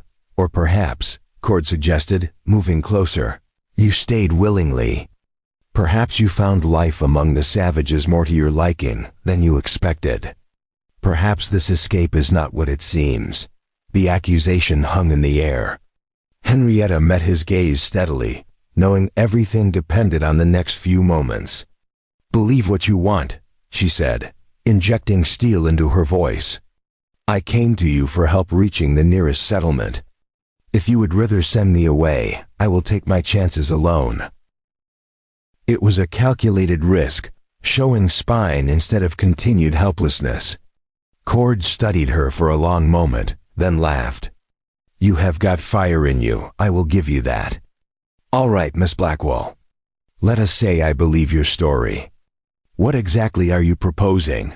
I want safe passage to the nearest town, Henrietta said. In exchange, I can tell you everything about Kanji's camp. Numbers, defenses, where they keep their horse herd. Information that might be valuable to a man in your line of work. Greed flickered across Cord's face, quickly masked. What makes you think I am interested in raiding Indian camps? Because I saw your men's tracks near where the hunting party was attacked. Henrietta lied smoothly. Because I heard Kanji talking about a trader named Cord who wanted their horses. Because I am not stupid, and I know opportunity when I see it. Cord laughed again, genuine amusement this time. You are a surprising woman, Miss Blackwell. Most proper Eastern ladies would faint dead away at the suggestion of helping plan a raid. But you are proposing it like a business transaction. I have learned that survival requires practical thinking, Henrietta said. The Lakota gave me shelter, but kept me prisoner. You can give me freedom in exchange for information. It seems a fair trade. Fair, Cord mused. An interesting concept. Tell me, this information you are offering. How recent is it? Things change quickly out here, Henrietta pretended to consider. I left this morning. Unless they have moved camp in the last few hours, everything I know should still be accurate. She proceeded to describe the camp's layout, mixing truth with carefully constructed lies. She told him about the 20 lodges arranged in a circle, about the horse corral on the eastern edge. She described the warriors accurately enough to be believable, but inflated their numbers slightly. Most importantly, she mentioned that the camp had been weakened by the attack on the hunting party, that several men were wounded and unable to fight. Cord listened intently, occasionally interrupting with sharp questions designed to catch inconsistencies. Henrietta answered carefully, maintaining her story while planting the seeds of doubt she needed. She made the camp sound vulnerable enough to be tempting, but defended well enough that a frontal assault would be costly. There is one more thing, she said, as if the thought had just occurred to her. The army has been asking questions about me. A woman matching my description was reported missing weeks ago. If I show up claiming I was held by Lakota, there will be an investigation. Soldiers will come asking questions. She let the implication hang unspoken. Cord was an outlaw operating in a gray area between legal trading and outright theft. The last thing he needed was army attention on his activities. You make a compelling point, Cord said slowly. Perhaps the simplest solution would be for you to have died in that blizzard weeks ago. Tragic, but these things happen. The threat was delivered casually, but Henrietta felt ice slide down her spine. She had pushed too hard, revealed too much of her own cleverness. Cord was reconsidering whether she was worth more alive or dead. Before she could respond, shouts erupted from the edge of camp. Men scrambled for weapons as a rider burst through the tree line, his horse lathered and blowing hard. Henrietta recognized him as one of Cord's men who had been on patrol. "Boss," the man gasped, sliding from his saddle. "We got company. Lakota, at least 20 warriors, surrounding the camp. They are not attacking yet, just watching." Cord's face went hard. He turned to Henrietta with dawning understanding. "You clever little liar. This was never about escape, was it? You came here to keep us talking while Kanji moved his warriors into position." Henrietta stood, abandoning pretense. I came here to offer you a choice. Leave this band alone, take your men and your business elsewhere, and everyone lives. Or stay and fight warriors who know this land better than you ever will, and risk losing everything. I could kill you right now, Cord said, his hand moving to the pistol at his belt. Put a bullet in you and use your body as proof that the Lakota murdered a white woman. The army would come down on them like the wrath of God. You could try. Kanji's voice came from the darkness beyond the firelight.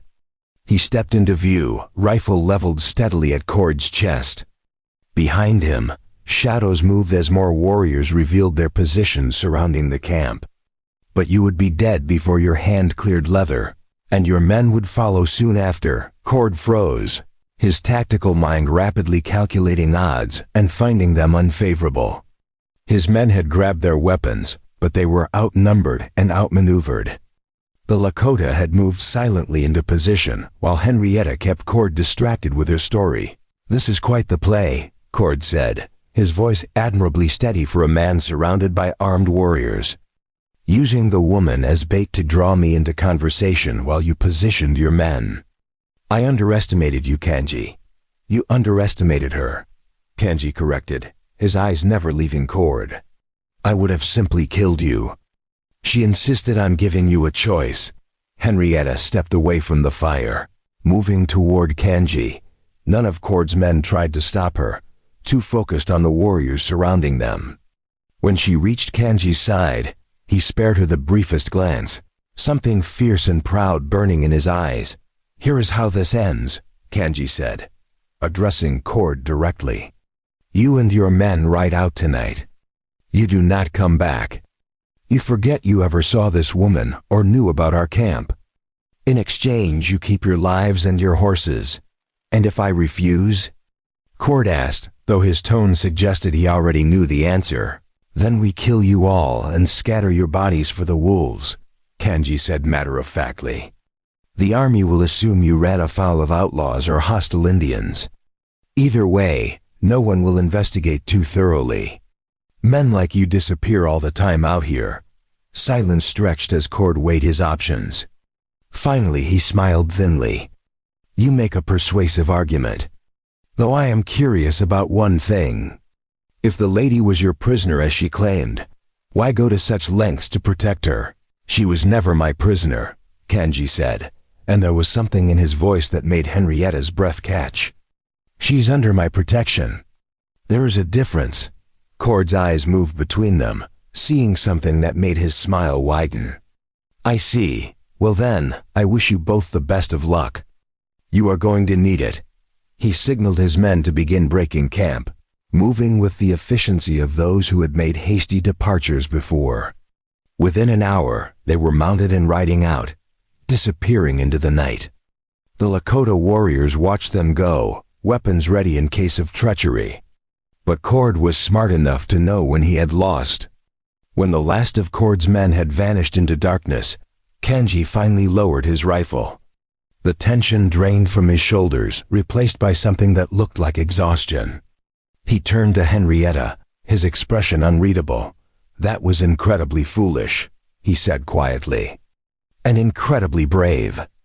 I cannot decide whether to praise you or throttle you. I will accept either, Henrietta said, surprised to find herself shaking now that the danger had passed. As long as it means your people are safe. Kanji stepped closer, his hand coming up to cup her face gently. When I saw you sitting by his fire, spinning lies with such conviction, I realized something. You are not just honoring a debt. You have made a choice about where you belong. I have, Henrietta admitted, leaning into his touch.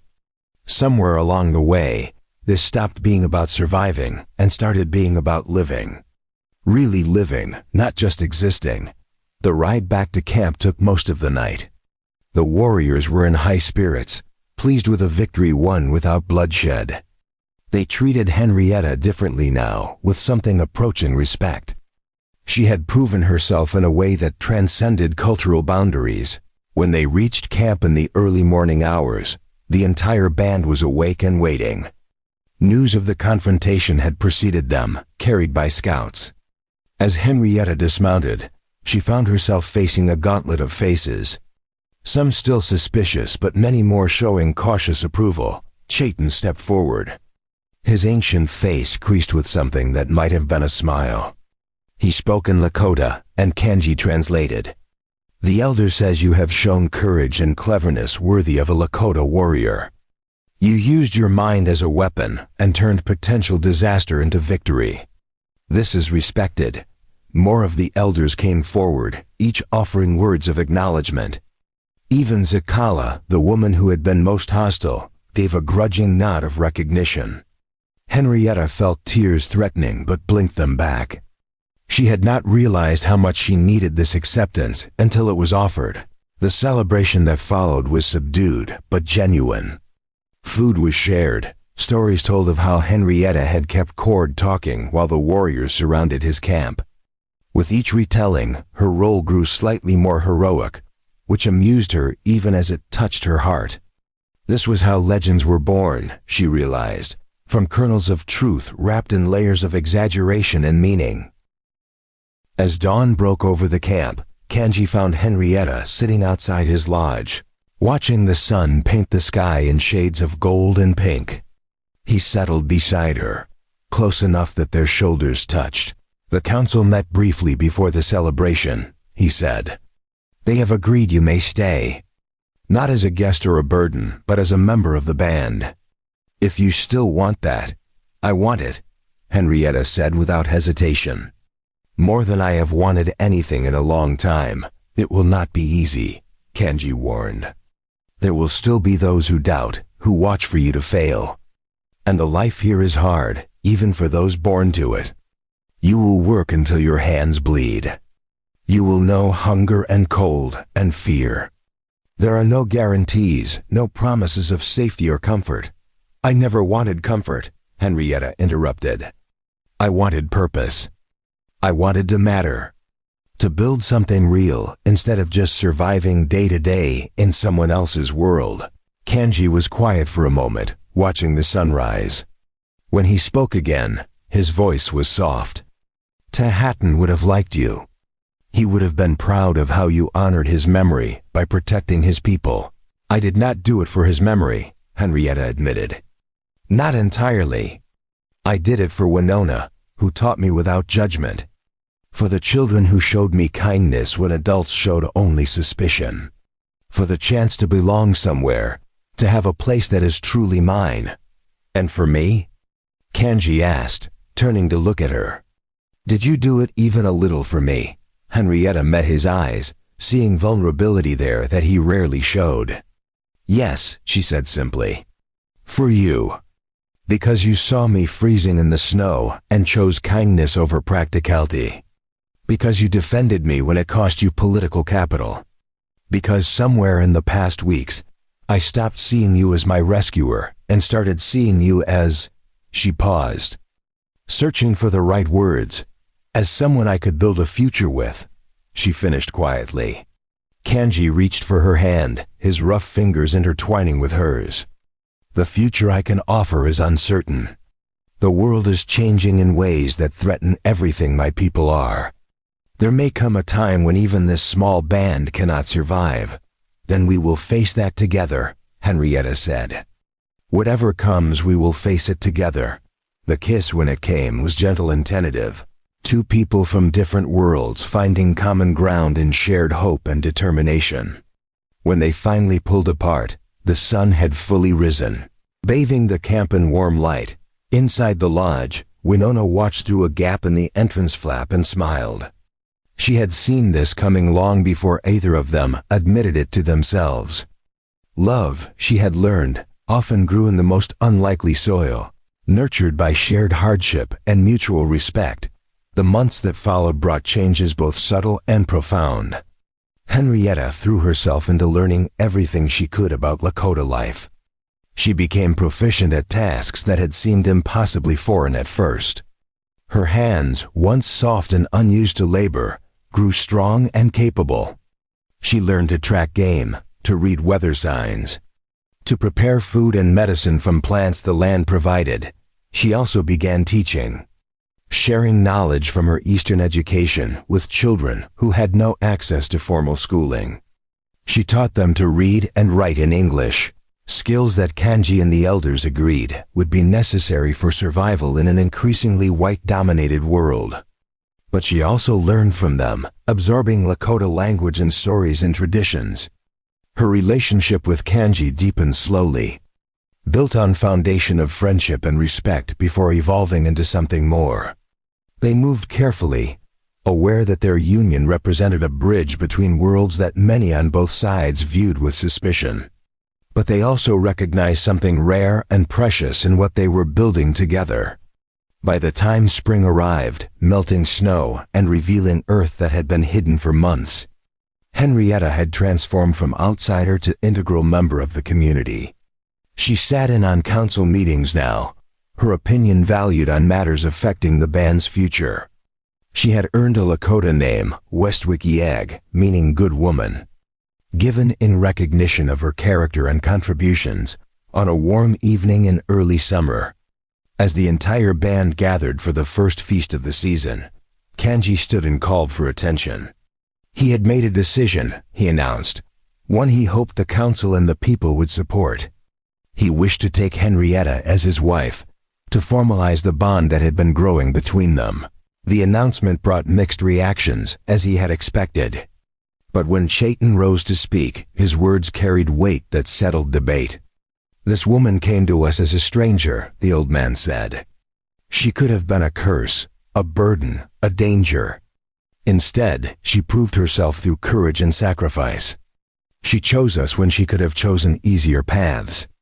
Kanji would honor her, and in doing so, he honors all of us.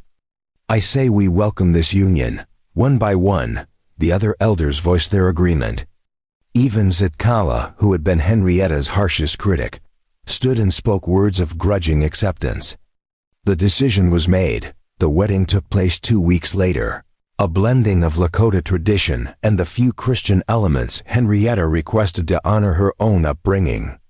She wore a dress Winona had spent months creating. White doeskin decorated with intricate beadwork that told the story of her journey from frozen outsider to beloved member of the community. As Kanji took her hands before the assembled band, as they spoke vows in 2 languages promising partnership and loyalty, Henrietta felt something settle in her chest. This was home. Not the place she had been born, not the future she had planned when she boarded that train in Philadelphia, but something better. Something real and earned and entirely her own. The celebration lasted 3 days, with feasting and dancing and storytelling that wove Henrietta's tale into the larger narrative of the band's history. She had become part of their story, and they had become part of hers, years later. When Henrietta told her children about how she came to be among the Lakota, she would begin with the blizzard. She would describe the cold that nearly claimed her life, the fear of dying alone in the snow. But she would also describe the warmth that followed, the kindness that saved her in ways that had nothing to do with shelter from the storm. She would tell them about their father, who had chosen mercy over practicality, who had defended her against those who saw only danger and difference. She would describe the community that had eventually opened its heart to her, the women who had taught her, the children who had accepted her, the elders who had given her a chance to prove herself. And she would tell them that sometimes the future we imagine for ourselves is nothing compared to the one we never saw coming. That love can grow in the harshest conditions. That home is not where you are born, but where you choose to belong. That the most important journeys are the ones that change not just where we are, but who we become.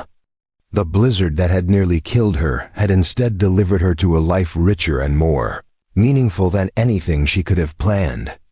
And if the path had been harder than she expected, if the challenges had tested her in ways she never anticipated, well, that just made the triumph sweeter. As Kanji came to stand beside her, his hand finding hers automatically, Henrietta looked out over the valley where their people made their home. The future was uncertain, the threats to their way of life real and growing. But they would face whatever came together. building something strong enough to weather any storm. 1 year later, spring 1885, the cottonwood trees along the creek had burst into brilliant green, their leaves dancing in the warm breeze that carried the scent of wild sage and prairie flowers. Henrietta stood at the edge of the water, watching her reflection ripple across the surface. She barely recognized the woman staring back at her. Gone was the pale, frightened creature who had nearly frozen to death in a blizzard. In her place stood someone transformed, her skin bronzed by sun and wind, her hands strong and capable, her eyes holding a confidence that came from knowing exactly who she was and where she belonged. The deerskin dress she wore was her own work, decorated with beadwork she had learned to create during long winter evenings beside the fire. Behind her, the sound of children's laughter drifted from the camp. She smiled, recognizing the voices. 3 of the youngest had adopted her as a favorite storyteller, constantly begging for tales about the strange eastern world she had left behind. They found it endlessly amusing that people lived stacked on top of each other in tall buildings, that they bought food instead of hunting it, that some had never seen a real buffalo. "You are thinking too loudly," Kanzi's voice came from behind her. "I can hear your thoughts from across the creek." Henrietta turned to find her husband approaching, his face relaxed in a way it rarely had been when they first met. Marriage had softened something in him, or perhaps it was simply that the constant threat of danger had eased. Silas Cord had kept his word and never returned. The army, satisfied that the missing woman from Philadelphia had perished in the blizzard, had stopped asking questions. For now, at least they were safe. "I was thinking about how different everything is from a year ago," Henrietta admitted as Kanji reached her side. "How impossible it would have seemed that I could be happy here, that I could belong." Kanji slipped his arm around her waist, pulling her close. "And yet here you stand, more Lakota than some who were born to it. Winona says you are becoming insufferable with your expertise in hide tanning." Henrietta laughed and swatted his arm playfully. "Your sister exaggerates." "I merely pointed out that her scraping technique could be more efficient." "A grave offense," Kanji agreed solemnly, though his eyes sparkled with amusement. "She may never forgive you." They stood together in comfortable silence, watching the water flow past. In the distance, smoke rose from the lodges, and the sounds of daily life created a symphony Henrietta had grown to love. The camp had swelled slightly over the winter, 3 families from a scattered band joining them after hearing that Kanji's people had successfully defended themselves against white raiders. "The council wants to discuss moving the summer camp next week," Kanji said eventually. "Chatton believes we should go deeper into the hills, away from the trails the settlers use. It would be safer, but the hunting would be harder. What do you think?" Henrietta asked, turning to look at him fully. Kanji was quiet for a moment, his expression thoughtful. "I think the world is changing faster than we can run from it. Hiding deeper in the hills buys us time, but not a future. Eventually, we will have to find a way to exist in the new world that is coming, whether we like it or not." It was a pragmatic assessment, tinged with sadness for what was being lost. Henrietta squeezed his hand, offering comfort without words. She had learned that sometimes silence was the most powerful response. "There is something else," Kanji said, and something in his tone made Henrietta's heart skip. "Winona has been talking to me. She has noticed things, signs." Henrietta felt heat rise to her cheeks as understanding dawned. Winona, with her healer's knowledge and sharp eyes, had indeed noticed the subtle changes in Henrietta's body. The morning queasiness that had nothing to do with bad food. The way certain smells had become unbearable. "I was going to tell you," Henrietta said softly. "I was just waiting to be certain." Kanji's face transformed, joy breaking through his usual stoic expression like sun through clouds. He pulled her into his arms, holding her with a gentleness that spoke of wonder and fierce protectiveness. "A child," he breathed against her hair. "Our child? Scared?" Henrietta asked, her own emotions a tangle of excitement and terror. Terrified, Kanji admitted honestly. The world we are bringing this child into is dangerous and uncertain, but also hopeful. This child will be a bridge between worlds, carrying the best of both. That means something. Henrietta rested her head against his chest, listening to the steady beat of his heart. A year ago, she had been dying in the snow, convinced her story was ending. Instead, it had been just beginning. She had found a home, a family, a purpose, and a love deeper than anything she had imagined possible. We should tell the others, Kanji said, though he made no move to release her. Soon. Henrietta agreed.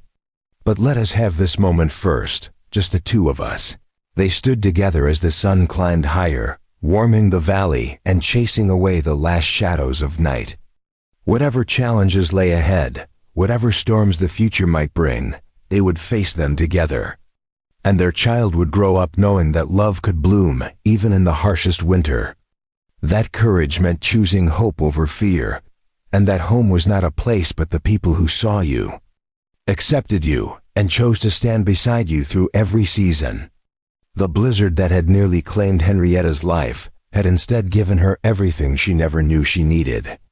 And as she stood in her husband's arms, feeling the first flutter of new life growing within her, she understood that sometimes the greatest gifts come wrapped in the most unexpected packages. Behind them, Winona's voice called out, announcing the midday meal. Real life waited, with all its demands and joys. But for one perfect moment, Henrietta allowed herself to simply be grateful for the impossible journey that had brought her here, to this place, to this man, to this future she was only beginning to build. Up next, you've got two more standout stories right on your screen. If this one hit the mark, you won't want to pass these up. Just click and check them out. And don't forget to subscribe and turn on the notification bell so you don't miss any upload from us.